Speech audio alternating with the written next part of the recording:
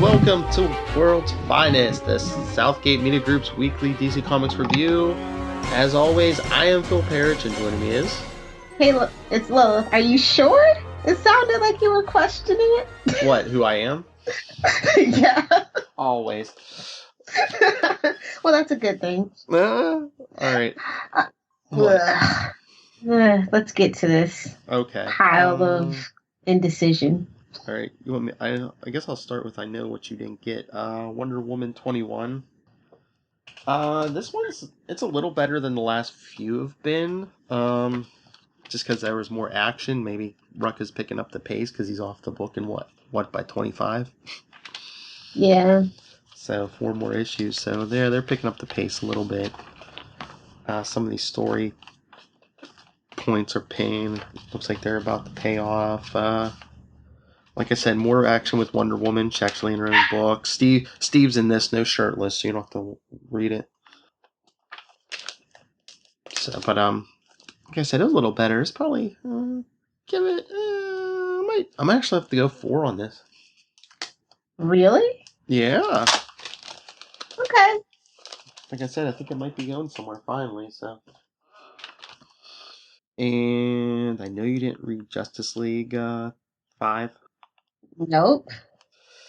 I don't know. They changed the artists. I don't even like the art as much now. Now they're going after some.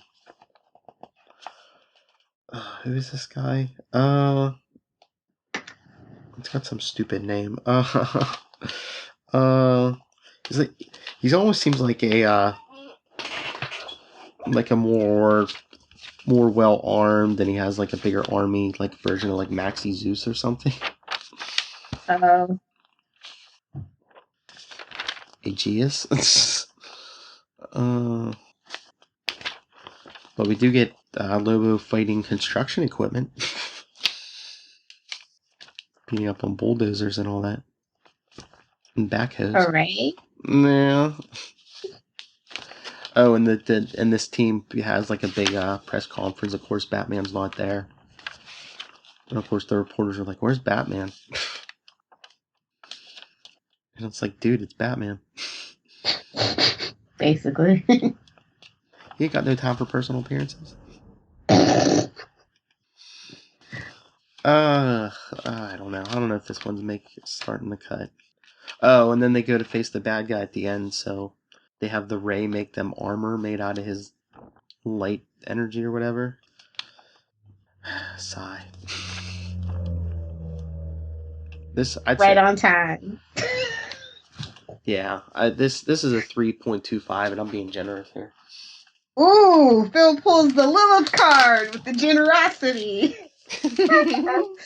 Well, Phil, seriously, you seem so disappointed in some of these books. You need to drop them and be reading Blue Beetle, because that's where it's at. And I can't say who I was talking to, but I got this wild thought in my head. Like, you know how people always want to see Blue Beetle and Booster Gold, right? Yes. What about Blue Beetle and Shazam? Ooh. Right?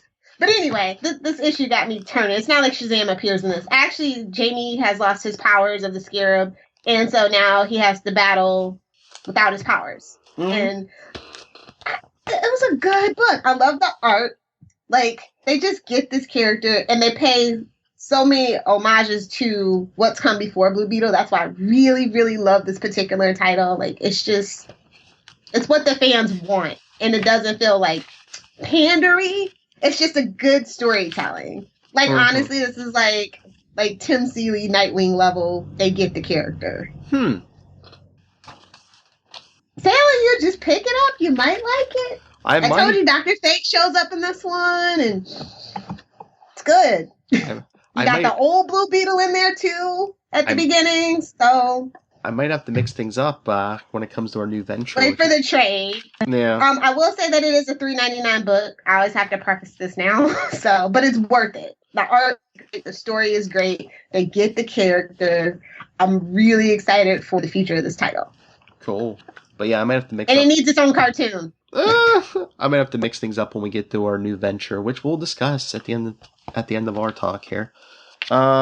Of course, shameless plugs. That's what we're here for. Exactly. But It was a 5 for me. It's my pick of the week, by the way. wow. Yeah, Been good. All right. it was. You probably didn't read Teen Titans 7, right? Nope.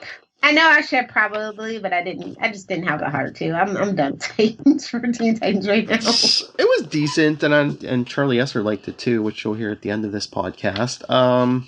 Basically the Titans versus King Shark, and Aqualad wants to join, but of course Damian's being a Damian, and he won't let him join until Aqualad saves him from King Shark, and he's like, okay, maybe we'll give you a chance. But this might get you interested. Guess who shows up on the last page? Who wanting to know everything about Aqualad? Who? Deathstroke? Black Manta. I think Charlie was on the nose about that then, if that's the case. Daddy's coming home. Oh yeah, he mentioned that again. He's like, my theory about Black Manta and Mira? I'm starting to get that feeling. Drama! But no, this was like a fun book. It was probably another 4. Okay. And I stopped reading Hellblazer, so. And by the way, this was the lowest rated book on any of the sites that I was reading, so I'm kind of glad that I ducked out on it. What, Hellblazer? Mm-hmm. It's kind of still on my poll, but once again, my store got shorted this week, and it was Hellblazer. Now we know why. Nobody cares. I know. I mean, if it was a good book, I'd be like, oh man. But I was like, yeah, okay, I don't care. If I have to wait, whatever. Or just forget about it. That's true. Got so much good stuff in the old ones. Why bother with the new ones? And that's so sad. It's John Constantine. It should be, one of their big sellers. Everyone's clamoring for a new show or whatever. And well, that has more to do with Matt Ryan than anything. So. True. But you would, I think it would bleed over a little bit. Maybe they're going to get rid of this one and just do the tie-in comic books for the cartoon, maybe. I think that's a better venture for right now. Just let Hellblazer retire for a while. With Spawn coming back, I don't know. I just feel like that interest is waning on that one. Maybe another Justice League Dark or something. Or just him and Zatanna. Yeah. Making spells. Yeah. That's what you call it. Yes, that's what my euphemism for it is. Okay. So do you have any other books on your own, or are we? Yeah. Let's get into our main books. Okay. You read Hal Jordan? Of course, I'm holding on until it picks up. We're kind of in it's an ebb and flow. We're kind of in the valley right now, trying to climb back up to the mountaintop. Yeah. Number 19. Yeah, I think they're setting up a new story arc, but I mean, this one was. I like the art. Time travelers, man. Time travelers. Is that bad guy going to be Sinestro's son? I'm over Sinestro. We have some other big bads in the Green Lanterns, if you want to call it a rogues gallery. So can we just move past anything to do with Sinestro? Yeah, I mean, I have for 2 months. That's all I need. Just give me 2 months. I mean, I have no idea if it's his son, but he kind of looks similar to him, and doesn't his name start with S also? I'm like, oh, it's going to be Sinestro's Maybe son. It's a mini clone. Yeah, but it's time travel. Watch, it'll be the son or something. I will say that it's kind of a smooth continuation of what we were doing. Mm-hmm. So that. I love the art though, especially like that splash page, all the lanterns. Yes, that was great, and it gave me hope. That's why I'm hanging in there. Oh, are you a Blue Lantern? Actually, it reminds me of one of the people I really like on Reddit. Their little tagline is, "I'm just a Blue Lantern waiting on Arrow to be good again." But no, I mean, I think they're getting the characters right in this, especially like Hal at the end. He's like, "Oh no, John, I'll take care of this," being all cocky, and then he's like, that's not gonna work. Yeah, like I said, they really have been rebuilding that character into something that's more 3-dimensional than 1-dimensional, and I appreciate that. That's why I'm hanging in there. Mm-hmm. It was like a 3.5 for me, though. I'll probably give it another 4. So it was a week of 4s. I don't know how I feel about the Grand Four, just to be honest. Oh, yeah?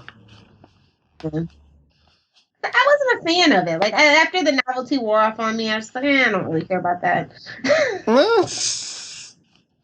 Well, hopefully the next arc picks up. Okay, yeah, we can always hope for that. Yeah. All right. You want to do Action Comics? Sure. 978. Getting so close, I can taste it. Taste that $20 book. $50 special collector's edition. I know Lil's gonna get the hardback. I don't know. I'm really getting burnt out on the Superman Reborn Aftermath, though. I'm just gonna. It's a good story. I'm just saying. Come on, stop milking it. I like that they're giving us the this is how it's gonna be from now on. But it's like let's move on. Let's get to the. But I do like that. It seems like most of the pre-Flashpoint stuff is part of his history, except his parents. I guess they killed the parents off quicker in this. Oh, of course they did. But I mean, I love like basically there's no like New 52 Superman stuff. That is a plus. I feel like they need a side book to explain what's in and what's out. Like a guide to the new Superman, please. Well, I think that's what this is supposed to be. I mean, just like without having to piece together myself. Just give it to me straight. But yeah, I like that they kept most of the old continuity. But what do you think about that last page? Is he going back to his old identity? Totally. That villain. But what's up with Henshaw the Eradicator? I don't know. That seems weird. It's like, does he remember the old continuity, or did they? I don't know. Does he ambush Bugs secretly? Is this what's going on? Well, now that everything's like put back together differently, did we get like a Reign of the Supermen? I don't know. I mean, I like it, but it leaves more questions than answers. Yeah, I know. I guess in part 27, we should be able to see the whole picture. Action 1000 will explain the last 70-some years. Still a good book. I gave it a 4.25. Yeah, I'll probably agree with that 4.25. Did you read Flash?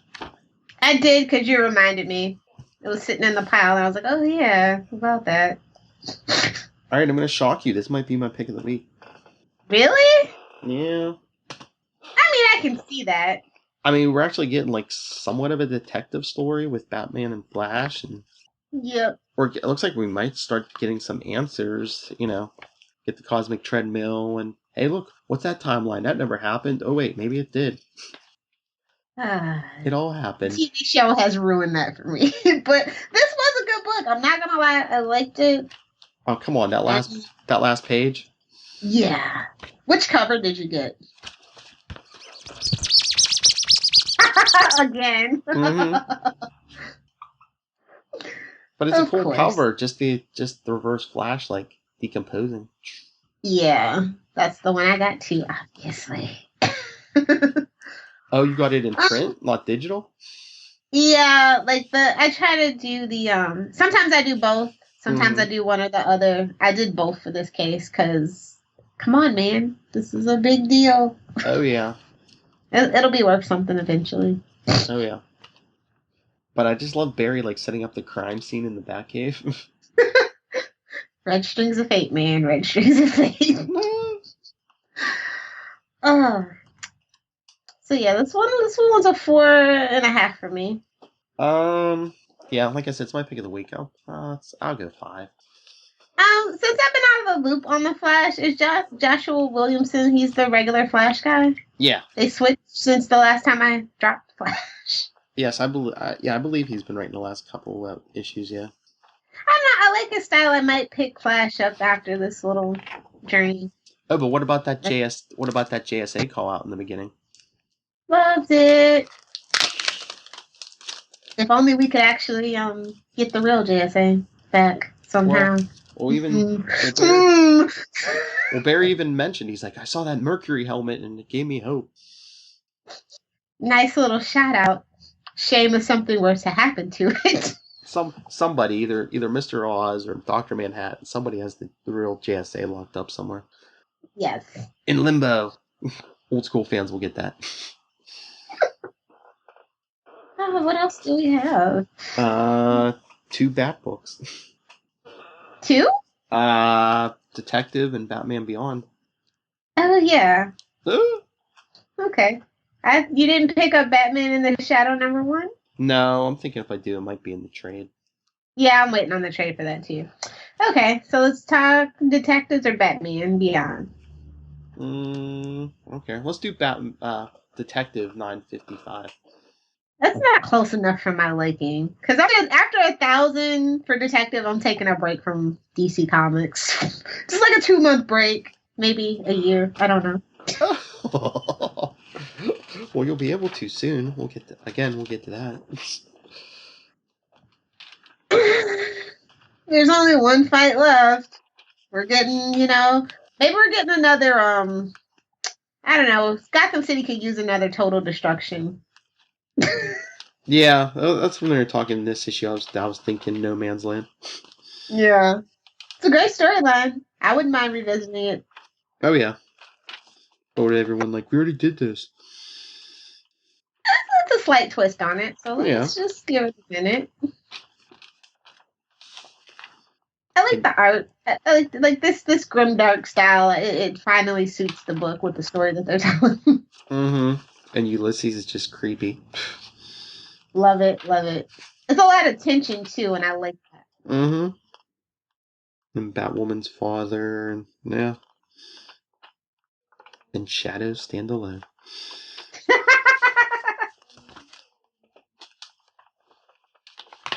But yeah, it's good. Oh, get that advertisement for the Bane miniseries out of this. I really don't care about Orphan's personal story though, so Oh, really? Yeah, I don't. I thought that was your girl. Sorry. Is it just that we know it already? Basically. Yeah. So I did give it a 4 though, so yeah. Yeah, it's a 4. And I swear the 4 is only because it's in the Bat family. Like, it's like, whatever. Yeah, I don't know if I was as choked up about that art as like you were. All right, well, let's get to our last one. Batman Beyond #7. Rise of the Demon Part 2. Kind of gave away that ending. It's like, League of Assassins here, League of Shadows there. My God, can we do anything different with a Bat family book? Well, Ra's al Ghul's coming on Gotham, so hey, Arrow did it first. Hopefully they do it better. Yeah. Well, that's what we were just talking about on Before the Bat. I was saying, we were saying, is Bruce going to meet a young Talia? And she'll be like, oh, I'm sorry, I could marry you, but I'm currently chasing after a clueless Bowman who messes everything up. That would be hilarious. I love Curari though, like from the cartoon, so I just kind of like that they would be incorporating all the stuff that made the show so great. And that cover is nice. I want this into a poster. Nice. Cover to cover, this was a good, solid book. It's finally picking up, and it's starting to be the book that I've always envisioned it to be. Mm-hmm.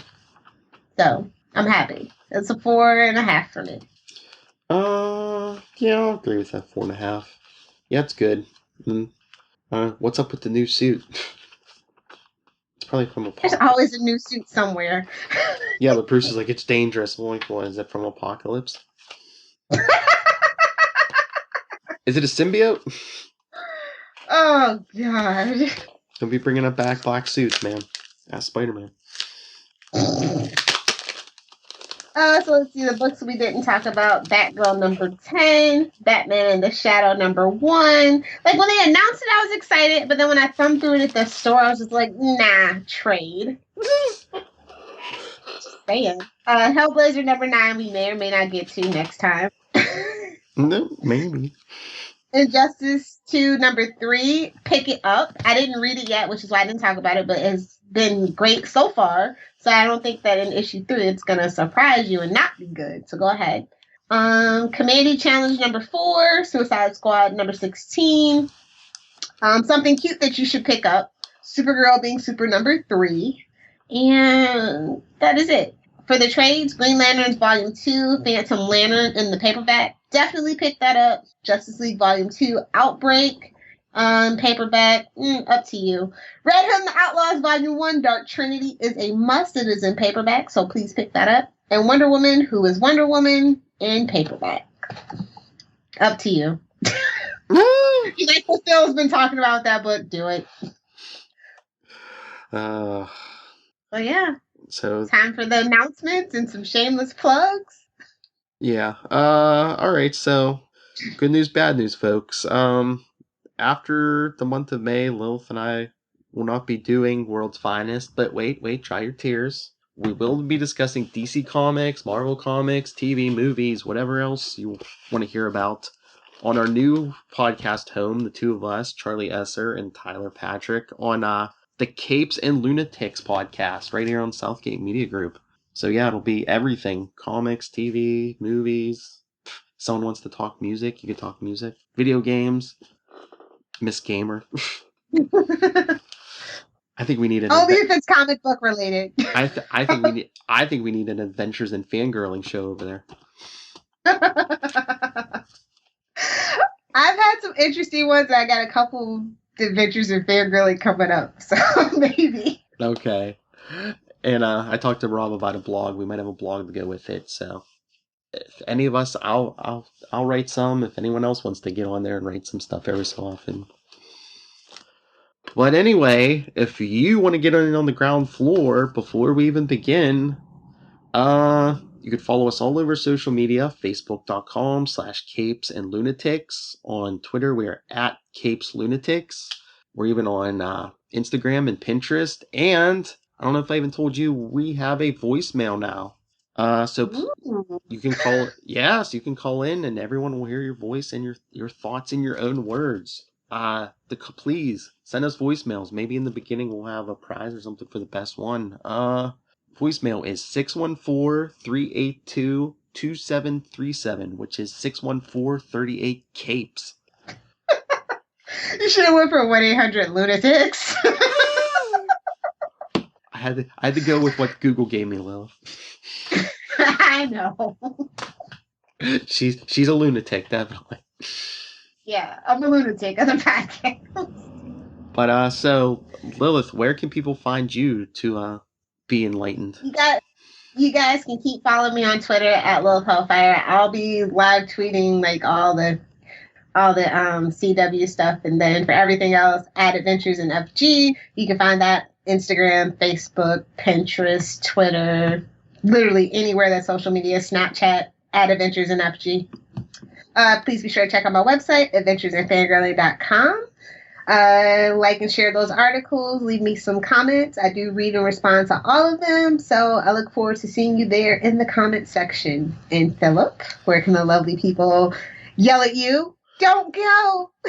Well, they can follow us. We'll still be talking comics over there. Trust me. We're all big comic fans over there, so the comics aren't going away. You can always email me, nightwingpdp@gmail.com. On Twitter, I am at nightwingpdp. And like I said, follow us on Facebook for Capes and Lunatics. Twitter is at Capes Lunatics. So we'll keep you apprised of everything we're doing. So please follow us on all social media for Capes and Lunatics. All right. I guess that's it. And now it's that time again. You're about to hear another co-host of the upcoming Capes and Lunatics podcast, Mr. Charlie Esser, with his review of New Teen Titans number 7. God help us all. Hey everyone, it's that time again. It's time for another marvelous review of a DC book by the Marvel professor himself, Mr. Charlie Esser. And Charlie, this week it's Teen Titans number 7, correct? Yes, it is. Teen Titans 7 Terror from the Deep. Which for some reason has a thing of the Bug as one of its alternate covers. Bug number 1 from Young Animal. But we don't get that. So I don't know. Outside San Francisco. So we see Aqualad there Looking at Titan's Tower, being, for once he's going to go be with the Titans. Meanwhile, the Titans, led by Damian Wayne and Robin, who just sounds more and more like Robin from Teen Titans Go every time I read this issue, tells them to begin Maneuver X. And they're like, what's Maneuver X? I don't remember even a Maneuver A. They quickly fail the battle as King Shark returns to his underwater Alcatraz prison, where he has his shark men there ready to wage war in the surface world, with Bonnie Chong as their hostage. And this is like what is ridiculous about this is like where he becomes completely Teen Titans Go Robin, because of course Aqualad shows up. He's like, hi, who are you? How did you get in here? Of course, Goliath let him in. And he's like, well, I have water powers. And of course, now, meanwhile, they're fighting a shark monster. Robin does not see this as being in any way helpful. Huh? Because he has a plan and we're sticking to the plan. Bonnie Chong is captured at Alcatraz. And again, this is one of these weird moments where like the time differential is weird because they're doing a live feed. King Shark's about to eat Bonnie Chong, and then Beast Boy as a rhino smashes through the wall. Now, as a point, I don't think rhinoceroses can actually smash through 3-foot concrete walls, especially since they should be reinforced by rebar. But we're just going to go along with it right now. Kid Flash gets bitten by a shark man. I hope that doesn't mean he's going to turn into a shark man. Raven saves Flash and Bonnie by teleporting them out, and then Flash gets the idea to do a power move where they run fast and teleport everyone outside to someplace else, basically out to a desert, it seems. And basically, Prisoner's like, dude, we were prisoners, and the guy said, I'm going to free you, but you'll be my, shark army. What choice do we have? And they're all out in the desert, which is actually not for nothing. Isn't that like murder? I don't know. You leave a fish man in the middle of the desert. That seems kind of like overly crazy cruel. And meanwhile, Robin is fighting King Shark, totally outmatched, when all of a sudden Tidal Wave comes in and smashes them, and Aqualad's impressed by his own powers. And King Shark gets away, of course. Aqualad saves Robin because Robin gets pulled underneath by King Shark. Robin forgot he can't breathe underwater. And then, amazingly enough, Aqualad finds out he can. Oh, he did not even know that. Because, craziness. Although, isn't that something in... Well, no, I guess, maybe in certain retconned origins of Aquaman that he comes to learn he can breathe underwater, but that, he was kept out of the water as a child. Yeah, it's kind of weird. It depends who's telling the story. Yeah. I know that actually in the original story, he actually learned how to breathe underwater. Mm-hmm. That was the thing. And then we find out that Robin gives Aqualad an aqua suit so that he can be part of the team. Meanwhile, we see that King Shark is talking to Blackjack because they were mad. Why did you do this? We're supposed to be a secret organization. And we found out who is the leader of the secret organization. I did read this and it's not sitting in front of me. Who is it? Black Manta. That's right. He wants to know everything about the boy. Bum bum bum. Because I don't know. Next, the Lazarus contract. Because I don't know if they're going to go the same way, but in the previous continuity, Manta was actually this Aqualad's. I think he was his father. Oh yeah. No, I know. Yeah. And I told you. You know my fan theory. With Mera. Manta and Mera had a night of passion when nobody was looking. Because man, you're fighting and. Enemies become allies and it gets crazy. And, Aquaman, he's such a douche sometimes. And one thing leads... No, I give this 5 stars. I love... Because I actually rated it. I loved this book. It was a great great Teen Titans book. It gets this perfect balance between, you know, the over-the-topness of the Teen Titans characters, as we've learned about them from Teen Titans Go, while still keeping them grounded in a very interesting soap operatic story. So yeah, big fan. Still a fan of the Titans. Still on my pull list, and still very happy to keep on reading the adventures of Damian and his team. I'm giving this 5 secondhand aqua suits out of 5. All right. Awesome. And Charlie, thank you again for that review. Where can people talk to you about the romantic tryst that happened under the sea? Under the sea. You can always write to me in that old-fashioned email way, the way our Maz and Paz once did, at superconnectivityblog@gmail.com. That's superconnectivityblog, all one word, @gmail.com. And of course, follow me on the Twitters as I live tweet Agents of S.H.I.E.L.D. and Powerless, which is not going to be around much longer, although may come back. Powerless is never more dangerous than when it's dead. It's not officially canceled yet, so fingers crossed, kids. But we will find out that Ron Funches is Aqualad's real father. Bum bum bum. Follow me on Twitter at Charlie Esser. That's CharlieEssesscr. Look for the 2 E's in the middle for quality.